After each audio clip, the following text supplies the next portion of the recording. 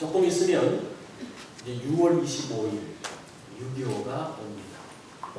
이 6.25 전쟁을, 한국 전쟁을 민족 상장의 전쟁이라고 이야기를 합니다. 사실은 일제시대 때에 많은 분들이 이 일본을 대항해서 독립운동을 하기 위해서 이제 그 나라를 떠나서 만주에서 또 중국에서 있었던 것을 봅니다. 자, 그런 그 민족 상장의 그 비극이 사실 여기서부터 시작되어진다라고 학자들은 이야기를 하고 있습니다.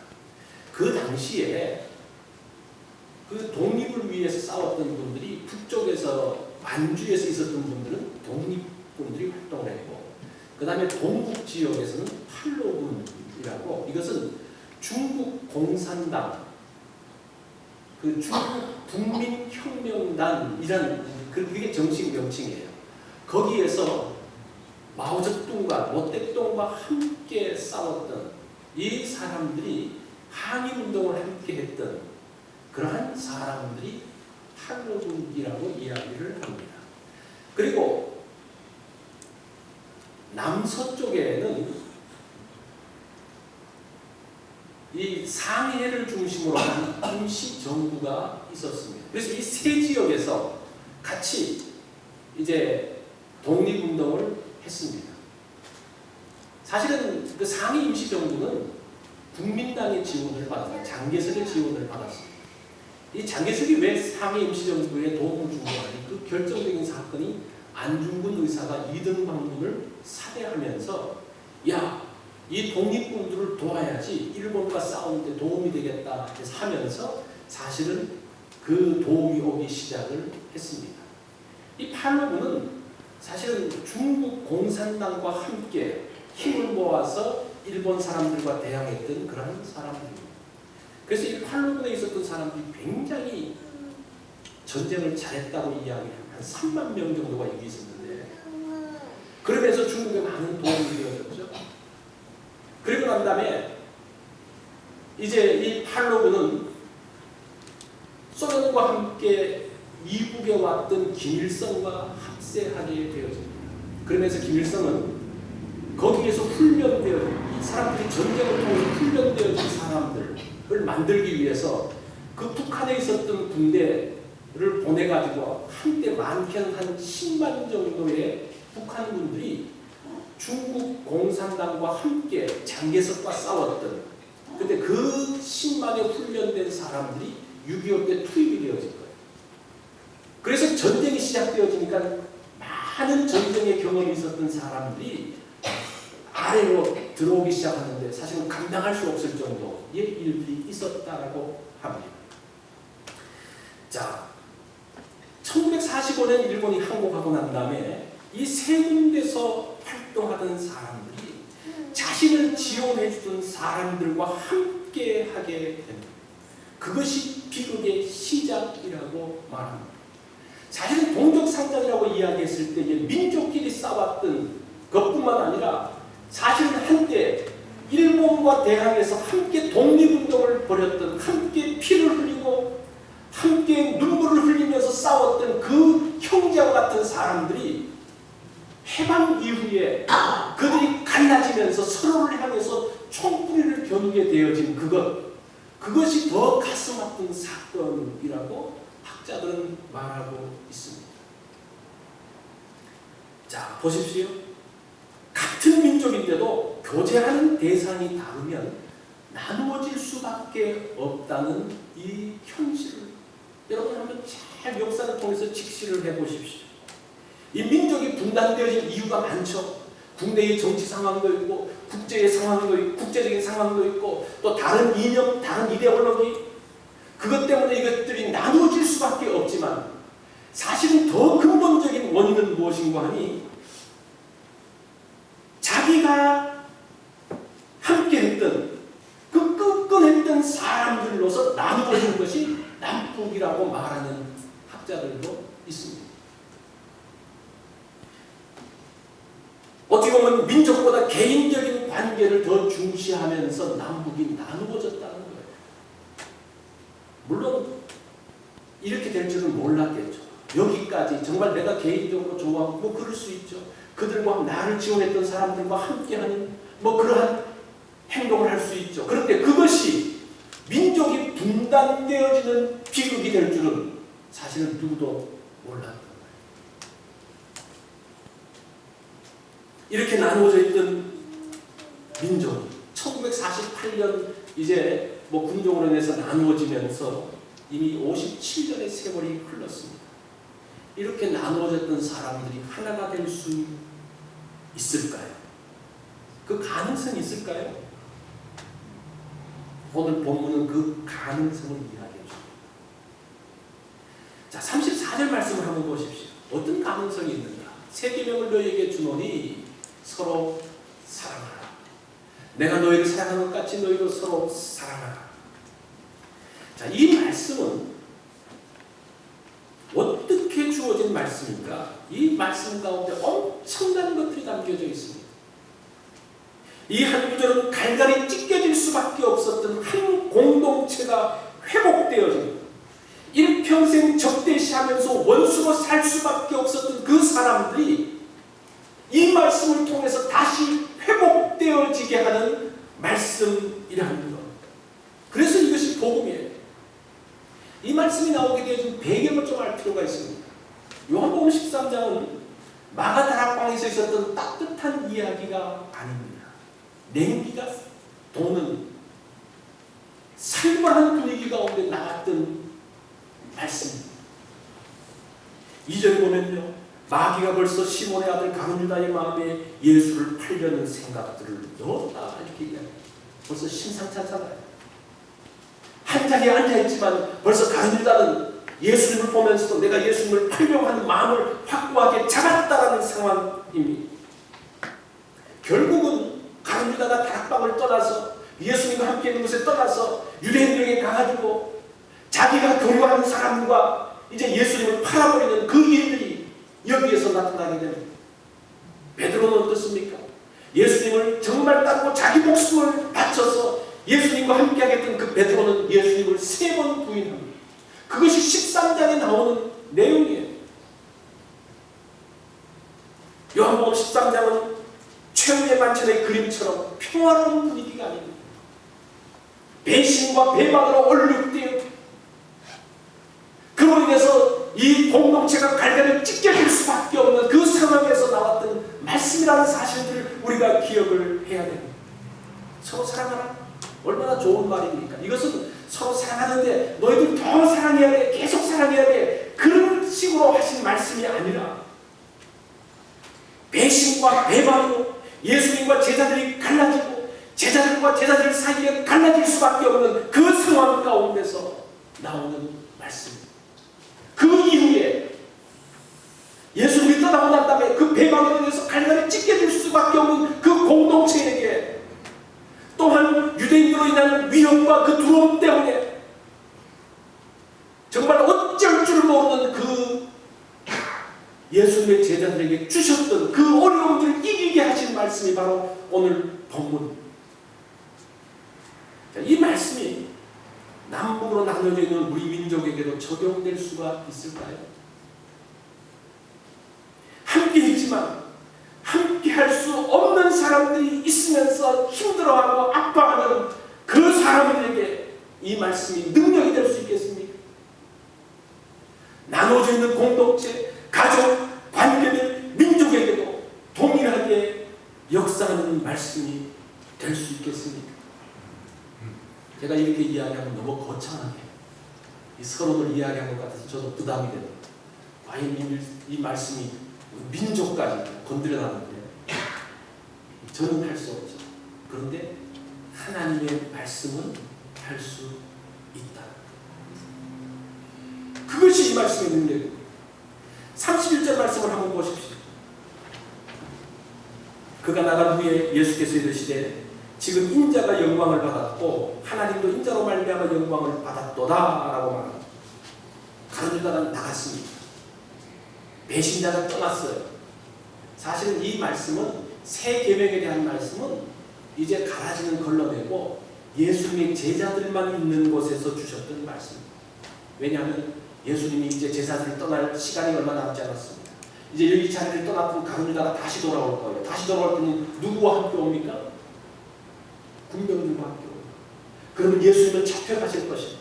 그러면 더 이상 제자들을 만날 수 없을 겁니다. 그럼 얼마 남지 않은 그 몇 시간 남지 않은 그 상황 가운데서 그 마지막으로 주셨던 말씀이 13장부터 17장까지의 말씀이라는 겁니다.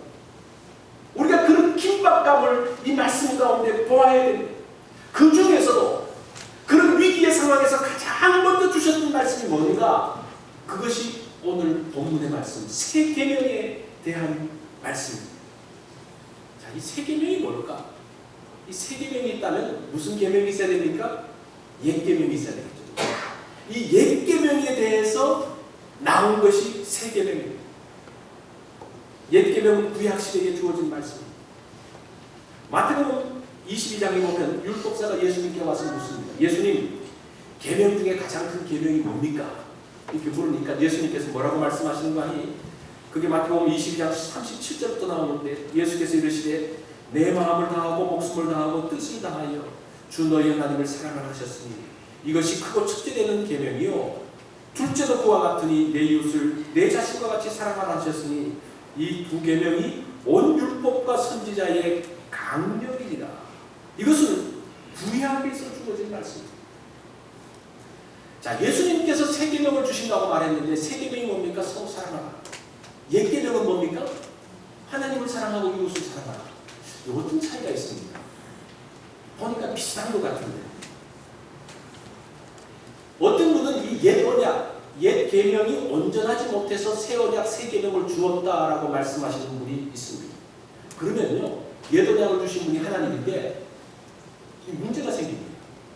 그죠? 하나님이 그러면 불완전하신 분인가?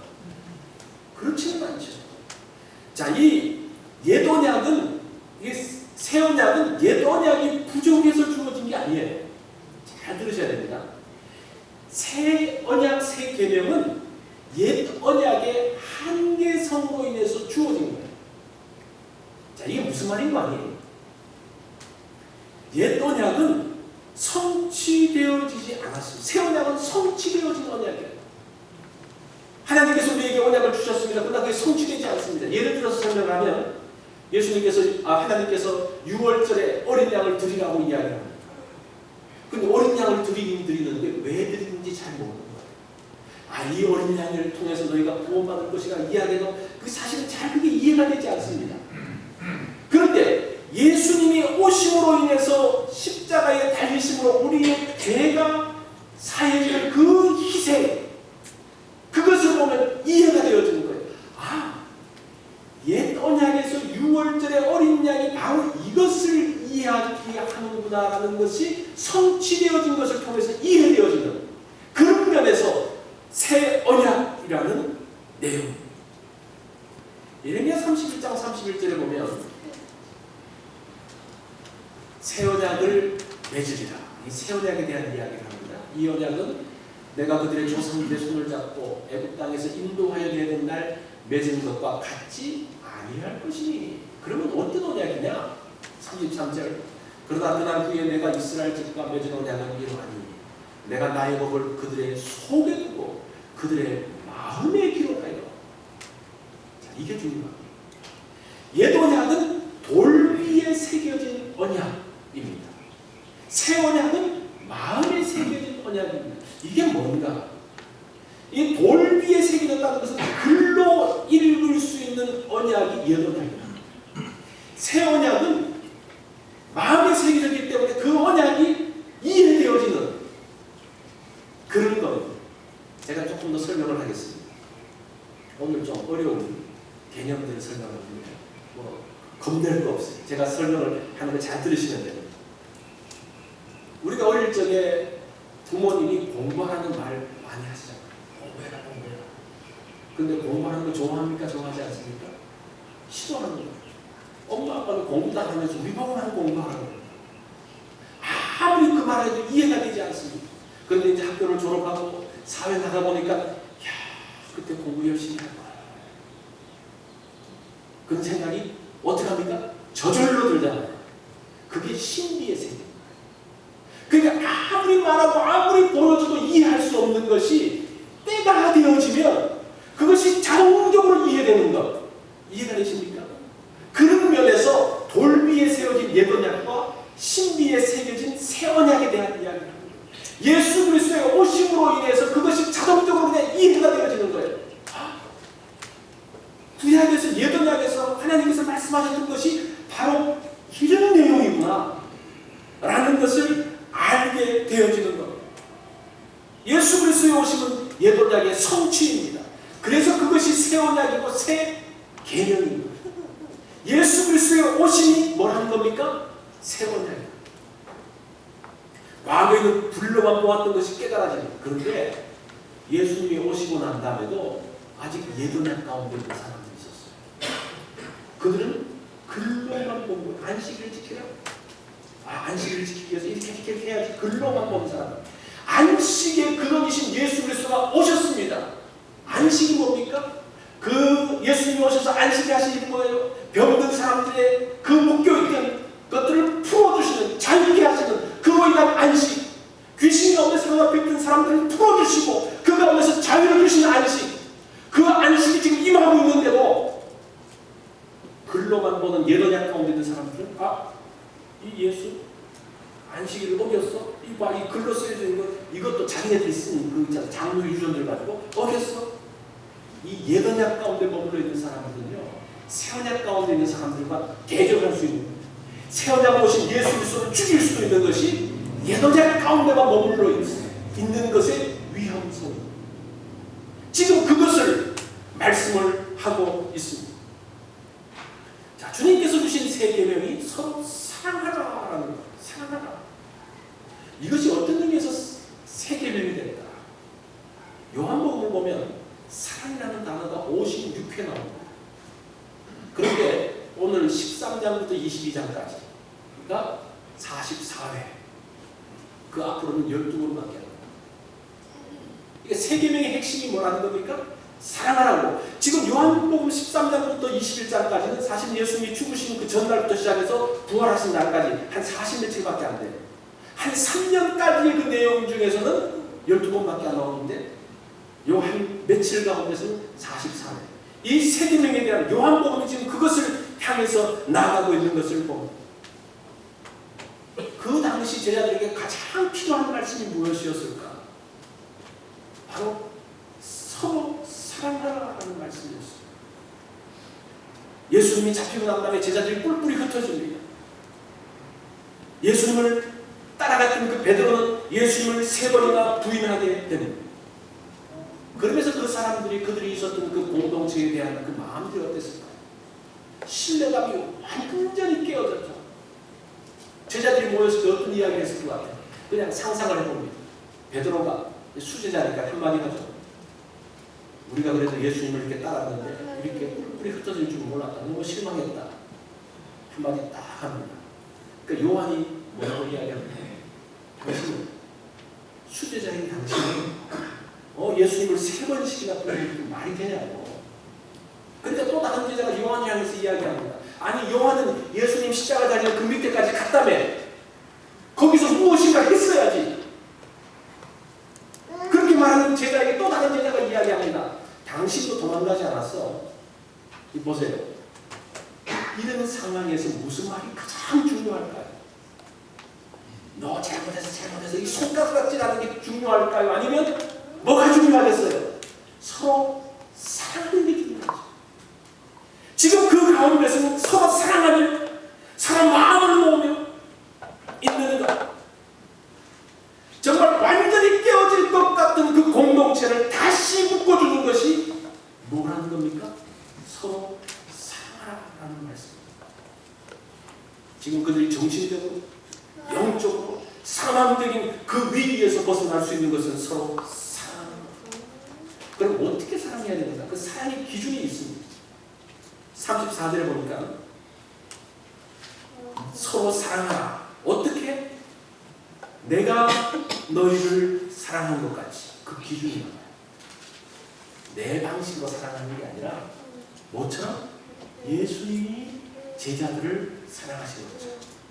예수님이 제자들을 어떻게 사랑했습니까? 13장에 그 내용들이 나와요. 그 가룟 유다를 어떻게 사랑하는 그 모습들을 한번 보십시오. 13장 1절에 보면 예수님께서 6월절 전에 예수께서 자기가 세상을 떠나 아버지께로 돌아가실 때가 이른 줄 아시고 세상에 있는 자기 사람들을 사랑하시되 어떻게 사랑하십니까? 끝까지 사랑하신다. 자, 드디어 예수님이 어떻게 사랑하시고 2절에 보면 마귀가 가룟 유다의 마음에 예수 팔리는 생각을 쑥 집어넣었습니다. 예수님 그거 아시면서도 어떻게 합니까? 다시 돌이키도록 기회를 주십니다. 11절에 보면 자기를 팔자를 아시면서도 제자들의 발을 씻어주고 가룟 유다의 발을 씻어주십니다. 21절에 보면 너희 중 하나가 나를 팔리라. 이 가룟 유다가 뜨끔했겠죠. 그것이 예수님께서 다시 한번 기회를 주시는 거예요. 그래도 듣지 않으니까 26절에 가서 뭐라고 말합니까? 내가 떡 한 조각을 가져다가 주는 그 사람이 나를 파는 자다. 그래서 떡을 가져다가 포도주에 적셔서 가룟 유다에게 줍니다. 가룟 유다를 그냥 빙빙 둘러서 말해도 막 이게 안 돌이키니까 콕 찍어서 이야기를 해요. 그런데도 가룟 유다는 어떻게 합니까? 듣지 않고 30절에 보면 유다가 그 조각을 받고 돌이키지 않고 나가버립니다. 사실은 예수님은 가룟 유다를 향해서 계속적으로 기회를 주고 있었어요. 끝까지 사랑하는 이것이 기준이라. 끝까지. 물론 가룟 유다가 나가는 것은 자기의 선택이었죠. 자기의 전적인 선택이었어요. 자, 두 번째, 사랑의 대상이 누군가? 누구를 사랑해야 될 것인가? 누구를 사랑하라고 말합니까? 서로 사랑하라. 서로가 누구입니까? 1차적으로 예수님의 그 공동체 중에서 1차적으로 서로가 누구예요? 제자들이죠.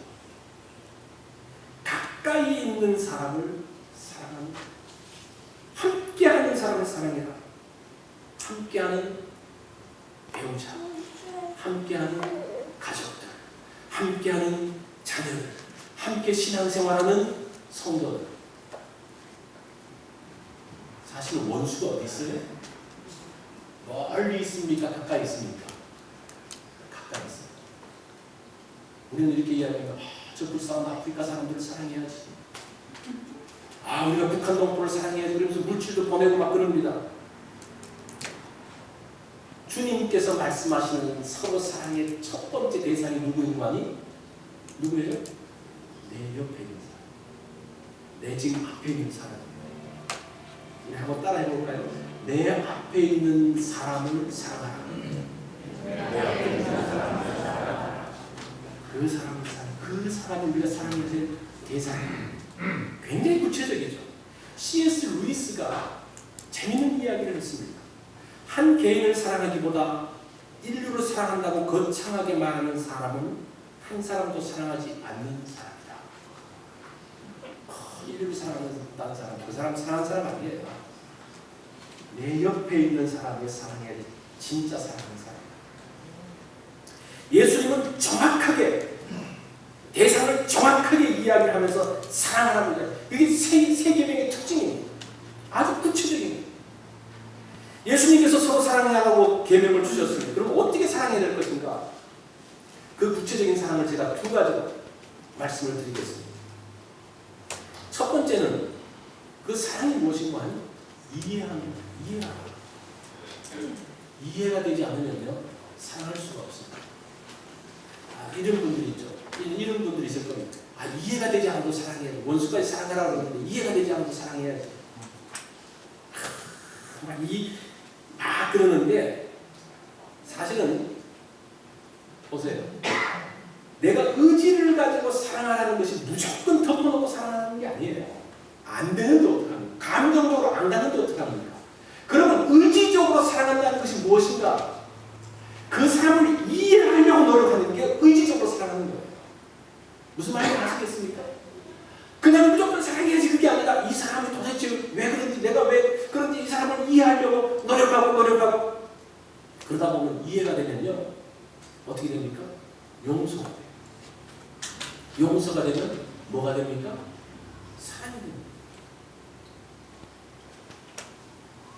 이것이 서로 사랑하는 모습입니다. 베드로가 3번씩이나 예수님을 부인했습니다. 이거 이게 끝장났죠. 근데 그 베드로의 이야기를 들어보니까 이해가 됩니까? 안 됩니까? 베드로가 그 사건들을 보면서 베드로가 그렇게 예수님을 부인하려고 그랬어요? 아니면 얼떨결에 했습니까? 얼떨결에 했거든요. 그 자기가 그것을 알고 나면 얼마나 울었습니까? 그 이야기를 다 들으니까 이해가 됩니까? 안 됩니까? 이해가 돼요. 베드로가 갑자기 측은해 보입니다.